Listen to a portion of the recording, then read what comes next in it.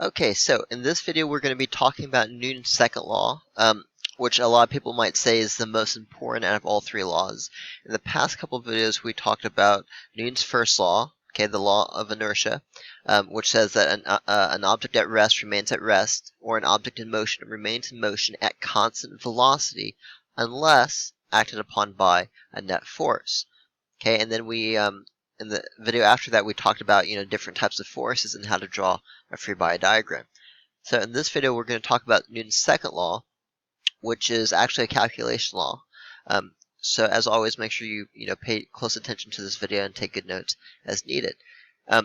We've talked about the concept of net force before. Okay, the net force on an object is the sum of the forces acting on that object, taking into account direction, and the direction is really important. Okay, so for example, when I talk about adding up all the forces, I'm not talking about doing like 20 plus 10 plus 10 plus 10. I'm talking about doing, 20 plus negative 10, okay, and then 10 plus negative 10. Okay, so the direction is important. So, for example, if, well, I already kind of gave it away, but if I want to find the net force for, let's say, this example right here, okay, the net force, I would look at this and say, okay, so I've got 10 newtons to the right plus 10 newtons to the left. Those two are going to cancel each other out because they're in opposite directions and they're the same size. Okay, this is 20 newtons up plus negative 10 newtons. This is negative because it's going down. And so the net force overall is going to be 10 newtons, okay, for this one right here. If I want to draw, or if I want to find the net force from this free body diagram, right here, I do the same thing. I say, okay, it's got 2 newtons going up plus negative 2 newtons here. Those two are going to cancel each other out. And then you have 4 plus negative 1. That's going to be 3 newtons to the right. Okay, the net force for this one would just be 25 newtons plus negative 25 newtons, which is 0. Okay, so you should be able to calculate net force based off of previous videos that we've seen. Now, the question, this last question says, which of the FBDs might show an object moving at a constant speed in a straight line? Okay, in other words, moving at constant velocity. Well, we know from Newton's first law that the only possible way an object can move at a constant velocity is if there is a net force of 0. Okay, so this object, based only on the FBD, is either at rest, okay, or it's moving at a constant velocity. Okay, so either constant velocity or it's at rest. Okay, these other two, because the net force is not equal to 0, those are both accelerating. Okay, the one on the left is accelerating up because the net force is up. This one in the middle is accelerating to the right because the net force is to the right. Okay, so we've talked about those things before, but that I just wanted to kind of recap that. Alright, pause there if you need to take a look at that. Okay, now the idea of net force is really important to understanding Newton's second law. So, we've talked before how if an object has a net force that is not equal to 0, that object must be accelerating. So, Newton's second law has to do with calculating that acceleration. Okay, so here's what Newton's second law says, and it's one of the most important equations in all of physics. Out of all three Newton's laws, it's the only one that is an equation. There's not a lot of equations in this unit. There's just a lot of concept stuff. Here's what Newton's second law says in words.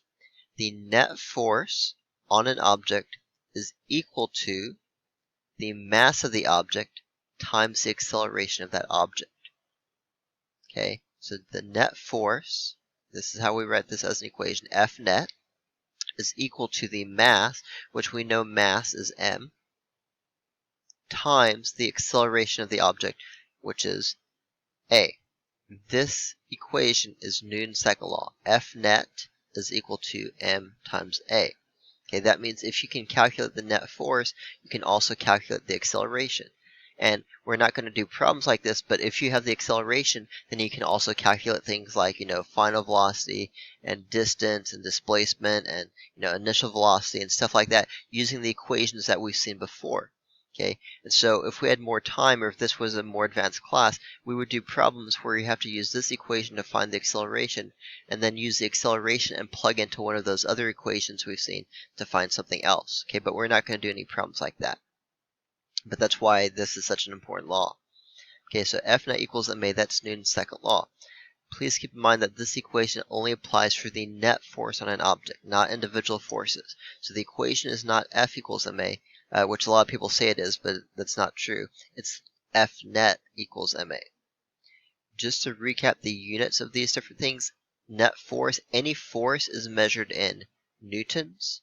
Okay, mass is measured in kilograms. We've talked about that before.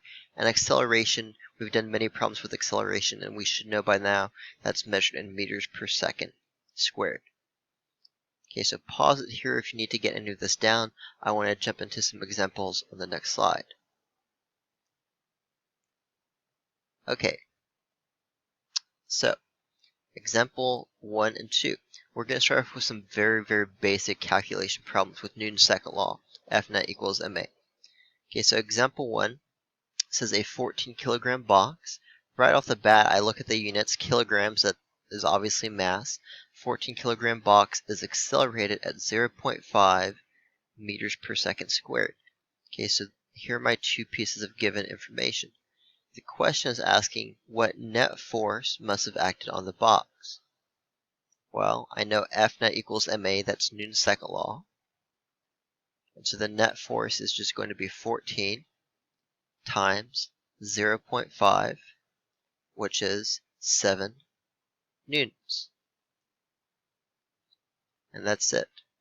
Okay, like I said, we're going to start off with some very simple examples with Newton's second law. Okay, that's example 1. Okay, example 2 says a net force of 200 newtons. Okay, so I'm going to label this F net. Acts to accelerate a box at a rate of 4. And if you're not sure what that is, look at the unit, meters per second squared. That must be acceleration. And we're asked to calculate the mass of the box. Okay, so I know F net equals ma. And by the way, in this whole unit, there's only like 2 equations, and this is like the more important of the 2. Okay, so this is not a lot of equations in this unit. Net force is 200. The mass is unknown. The acceleration is 4. I want to get the mass by itself.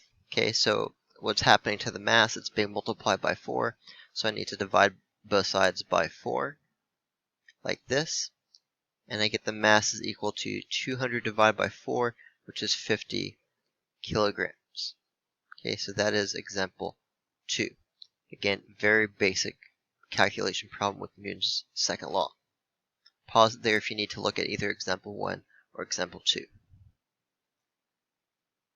Okay, I'm going to erase this.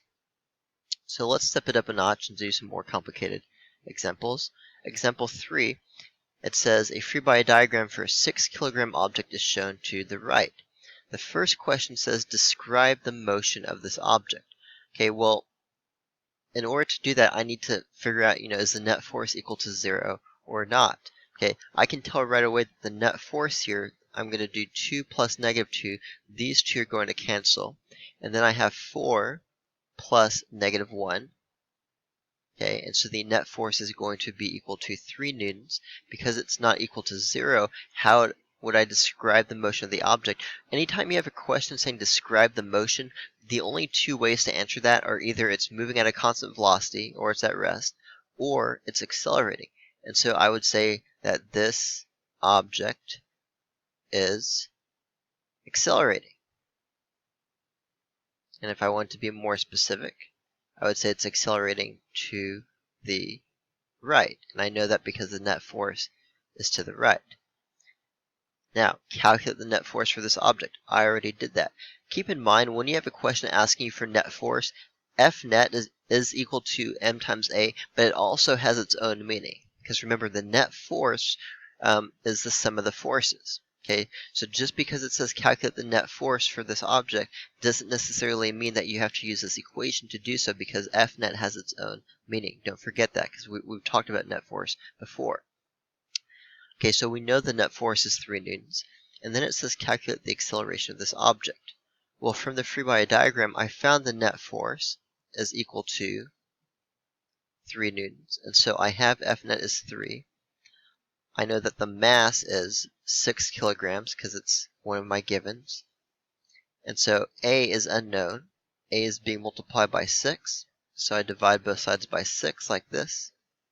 And I find that the acceleration is 3 divided by 6, which is 0.5 meters per second squared. Okay, so that is example 3. Again, pause it there if you need to take a look at that. Okay, one more in this style. Alright, so example 4. Exact same type of format. Okay, it says a free body diagram for an 8.5 kilogram object is shown to the right. Looking at the units, I know right away that's mass, 8.5 kilograms. Describe the motion of the object. Okay, well, is the net force 0 or not? Because if it's 0, that means it's at rest or moving at a constant velocity. I look at my forces, I've got 6 newtons up plus 6 newtons down, that's going to cancel. 20 newtons to the right, 3 newtons to the left, so that's 20 plus negative 3. That's going to be a net force of 17 newtons. Okay, that means this object is going to accelerate, and just to save on time, I'm not going to write that out. Okay, but the object will accelerate. Okay, because the net force is not equal to 0. Now we found the net force is 17 newtons. Newton's second law says F net equals ma, so I can calculate the acceleration because now I have the net force and I have the mass is 8.5 kilograms. Okay, 8.5 is multiplying the a, so I want to divide both sides by 8.5 like this. And 17 divided by 8.5 is 2 meters per second squared. Okay, so now we've seen a couple of situations involving Newton's second law. Pause there if you need to take a look at that. Okay, now we're going to talk about one more type of problem pertaining to Newton's second law. Before we do that, there's an equation you need to know. And we've talked about this equation before, but now we're actually going to use it. Okay, and this is the equation for weight, for force of gravity. Now, in this whole unit, there's only 2 equations, guys. There's Newton's second law, F net equals ma, and there is an equation for force of gravity. Okay, for weight, Fg equals mg. Okay, the only difference is that the F net equals ma, this acceleration could be any value, whereas g, the acceleration due to gravity, is a fixed number. Remember, on Earth, we use a value of negative 10 meters per second squared for g. Okay, so keep that in mind. That means if I ask you to calculate the weight, or I ask you to calculate the force of gravity, those two things are the same thing. You would use this equation. You would take the mass in kilograms and multiply by negative 10 meters per second squared. Now, we're going to do a type of problem with elevators, and I wish we had more time in class to talk about these. I'll link some videos later on so you can see this, but elevator problems are a really interesting application of Newton's second law because you can actually appear to gain weight or lose weight, meaning if you are in an elevator and you're standing on a bathroom scale, like the kind of scale you use to weigh yourself at home, if you're standing on a scale in the elevator, the number on the scale can actually change based off of how the elevator is moving. And it's really interesting. Like I said, I'll link some videos to that later so you can check that out on your own, or you can just go to YouTube and Google elevator bathroom scale and see what I'm talking about. Okay, but as far as solving problems with this goes, there's 2 really important things you need to know, so definitely make sure you add this to your notes and highlight this. Number 1, the number the scale reads is the normal force on the person. Okay, the number on your scale is the normal force. Now, you might think, wait, doesn't the scale tell you your weight? Shouldn't the scale read the force of gravity? No, it does not. Okay, that's a common misconception. The number on the scale does not necessarily tell you your weight. It does not tell you the force of gravity acting on you. It tells you the normal force acting on you because the normal force is coming from the scale. The scale pushes up on you when you stand on it, and that force is the normal force. Now, in most situations, the normal force and the force of gravity are the same. They're equal and opposite. Okay, but in some situations, if the elevator is accelerating, that's not the case. Okay, and that means the number on the scale can actually change, and it can tell you a number that's not equal to your weight. Alright, so we're going to do a few examples with this, and then we'll be done with this video. So pause it here, make sure you add this to your notes. Okay, so let's do some examples. Example 1. It says a man with a mass of 65 kilograms, here's mass, stands in an elevator at rest. Right off the bat, if he's at rest, because of Newton's first law, that means the net force on him must be equal to 0. If the man had a scale attached to his feet inside the elevator, what number would it read? Okay, from the last slide of notes, you should immediately know that the number that the scale would read is the same as the normal force. In other words, this question is basically saying, what is the normal force on the man? Now, before I can answer that, I'm going to draw a free body diagram. Okay? Force of gravity is going down, acting on the man, plus the man is standing on a surface. The bathroom scale is a surface, and that's pushing him up. That's stopping him from falling through the bottom of the elevator. And so you have the normal force going up, and because he's at rest and the net force is 0, those two forces must be equal and opposite. Okay, so this is my free body diagram. Now, I don't know what the normal force is, and actually there is not a way to calculate normal force. There is no equation for normal force, I should say. There is a way to calculate it, but there's not an equation for normal force. Okay, so watch what I'm going to do. Because there is an equation for force of gravity, remember that the force of gravity equation is mg.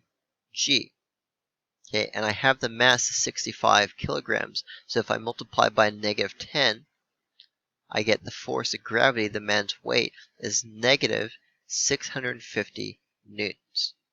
Okay, that means that this number is negative 650 newtons. Now, from here, I can figure out what the normal force is, because I know that Fn plus Fg has to equal 0, because the net force is equal to 0. So that means if I don't know Fn, but I know Fg is negative 650, guess what? Fn has to be positive 650 newtons. Okay, so this is a full-on Newton's second law problem that we just did. Okay, and that is the answer to the question. The number the scale reads is 650 newtons. Basically, what we just proved with the Newton's second law is that when the man is not moving in the elevator, the number on the scale reads the same as his weight. Now, you might be thinking, well, of course it does. That's what a scale does. Wait till we do example 2 and example 3. Okay, pause there if you need to look at that. We're going to do 2 more examples very similar to this one, almost identical to this one, as you'll see. Okay, so I'm going to erase this. Okay, take a look at example 2. A man with a mass of 65 kilograms, okay, so I've got mass, accelerates up at a rate of 2, I don't know why this is written this way, this should say 2 meters per second squared. Okay, so this is going to be the acceleration. If the man had a scale attached to his feet inside the elevator, what number would it read? So this is basically the exact same question, except now he is does not have a net force of 0, he is actually accelerating. The unknown, what number does the scale read, is still asking for the normal force. The only difference now is the free body diagram. When I go to draw this, I have the force of gravity going down. If he is accelerating up, that means the force up has to be bigger than the force down. So that when you add these two together, they kind of cancel each other out, but there's still some force left over going up. So in order for him to have a net force going up, the force up has to be bigger than the force going down. Okay, now the force of gravity is still negative 650. We calculated that in example 1. Okay, that hasn't changed. But Fn, we don't know what Fn is. Okay, now you might say, well, doesn't that mean we're stuck? Well, hang on a second. Because we have F net equals ma, guess what? We have the mass is 65, and we have the acceleration is 2, so the net force is equal to 130 newtons. And because the net force is what you get when you add up all the forces, it must be true that Fn plus Fg has to equal that 130 newtons. I know what Fg is though. It's negative 650, that hasn't changed. And so I can solve for the new Fn. Okay, because I'm adding a negative, I'm basically subtracting. And so what I want to do is I want to add 650 to both sides. That cancels, and I will write the answer over here. Fn is now equal to 130 plus 650, that's 780 newtons. And as unbelievable as it is, basically what this means is when the man is accelerating up, the number that the scale reads actually goes up. Okay, in other words, it looks to him like he gained weight in the elevator because the number on the scale increased from what it normally is. Okay, so he's actually gained weight, so to speak, inside the elevator because he's accelerating up. Okay, pause it there if you need to look at that. We're going to do one more very, very similar example. Okay, take a really good look at this before I erase. Okay, example 3. Okay, exact same situation. The only thing that's changed, literally the only thing that's changed, is I replace the word upward with downward. Okay, so we have the acceleration, but now it is accelerating down. That means when I draw the free body diagram, Fg has to be longer than Fn. Okay, that means when I go to calculate F net equals ma, I have the mass is 65, but because he accelerates down, down is negative. And so instead of plugging in 2 for the acceleration, I plug in negative 2. Okay, that's the only difference between example 2 and example 3. How do you find the net force? Well, remember, the net force is what you get when you add up all the different forces. So this is still equal to Fn plus Fg. And Fg this whole time hasn't changed. Okay, it's still negative 650. The only difference is now, instead of being positive 130 over here, it's negative 130. So to get Fn by itself, I add 650 to both sides. This cancels. And now, on the right side, I'm adding 650, positive 650, minus 130. Okay, and that's equal to 520 newtons. Okay, so in other words, the number on the scale actually went down because he is accelerating down. Okay, so you've now seen very simple problems with Newton's second law and much more complicated problems with Newton's second law. Okay, so definitely check out the videos. I will try to link those on this slide right here. Pause it right here if you need to look at example 3 some more. Okay, these videos I will link so you can check out the elevator videos that I talked about. Please let me know if you have any questions, and as always, I will see you guys in the next video.